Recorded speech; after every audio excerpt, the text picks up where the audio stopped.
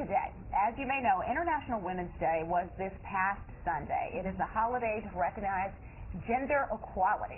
And Catherine Tinsley is a professor of management at Georgetown University. She's also the executive director of the university's Women Leadership Initiative. And she's here today to tell us more about how women face wage inequality at the workplace and also how we can maybe ask for a raise properly. Good to see you. It's nice of you to take some time to be with us today, Catherine. Oh, it's delightful to be here and meet both of you. So tell us about where the glass ceiling is right now. Where are we? Are we making inroads? Right. So, you know, Patricia Arquette talked about this recently, this whole wage gap issue, and I think it's been in the zeitgeist recently when she had her Oscar speech. She talked about wage equality. And it was interesting, so I looked it up recently, and this is, of course, not a new issue. It was first introduced in the 50s, but it never really made traction. And so there's sort of good news and bad news on this. The good news is that apparently in 1935, they actually passed a rule that said that women were to be paid 25% less than men. No. So that was an actual rule. And wow. Well, so it was part of the National Recovery Act, and so my guess, I don't know, my guess is that it had to do with, you know, trying to promote the economy and, you know, women could work for less or something like that. All I know is that it was a rule.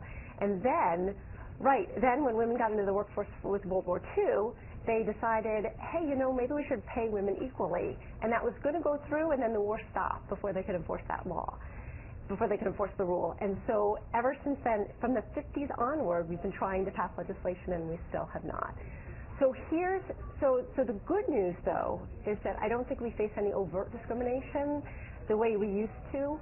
The bad news is that there still is, of course, a pay equity gap. And really, a lot of it has to do with these implicit biases and assumptions that we still have about what is women's work, what's men's work, what women should do, what men should do. And these gender biases can implicitly play a role in keeping women back from promotions and from pay equity. How big is the gap? So statistics vary. It sort of depends on who you ask. But, you know, when you try to control for everything else, like the type of job, the skills, the education, the hours worked, it seems to be about 20 cents. So, you know. So we make 80 cents and a man makes $1. Yeah, about. And, you know, it fluctuates up and down. And, you know, if you talk to different people, you'll get slightly different numbers. But it's something around that range. And, again, this is not something, though, that is overt in the sense that we're trying to be discriminatory. Really what it is that we still have the sense of gender roles and gender-appropriate behavior. And when a woman acts assertively, and when she displays some of the leadership characteristics that are necessary to get ahead, she suffers a social penalty for doing that because it's not perceived as being feminine enough. And what all of my research shows is that, you know, when women do act assertively and suffer this penalty, this social penalty, it makes them a little bit less likable, and then people are less likely to want to work with them, and then they're sort of not the team player. Wow. So it kind of snowballs, and that's why many women, you know, exit the corporation. Well, how much of the exiting has to do with women who choose to stay home to have a family and maybe can't figure out a way to make it work, juggling the family at home? Right. So indeed, that's a big part of it, and I think it's really difficult to separate out what is free choice and what is choice that you just decide, well, if I'm feeling like I'm not getting exactly my due at work, maybe it's a little bit easier to just sort of take this path. So it's hard to know really how much is, you know, free choice and how much is choice that's a little bit constrained and forced on you. But I do want to actually get to, there is some good news in all of this. I'd like to get to some of that. So that is, what my research is showing is that you can actually work within some of these gender roles, and that can help you to get ahead and to be successful in various ways. Now, I guess I should back up and say, I know, you're getting really skeptical. There's two things that we really try to do at Georgetown, the Women's Leadership Initiative. One is give individual women skills that they can use to get ahead. And the other is to work with corporations to try to make them less gendered environments. And so I believe that we should sort of walk and chew gum at the same time, that we should try to make corporations less gendered, but we should also give women skills that they can use now. And so one of the things that my research is showing is if, for example, you want to ask for a raise, there's a couple important things that women should do. So the first is that they should time their requests. With what?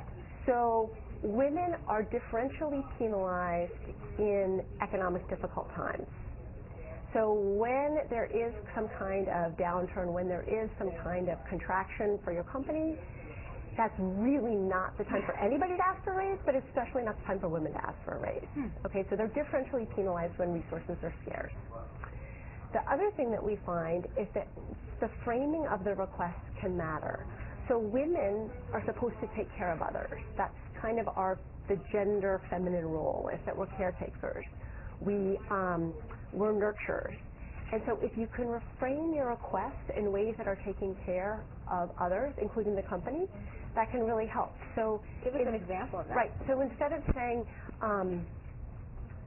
I really deserve this raise, I've worked really hard, if you can say things like, this raise is going to help us to improve the company, this raise is going to help me to be able to do my job better, or this raise is going to be something that I can use to help motivate my team, something like that.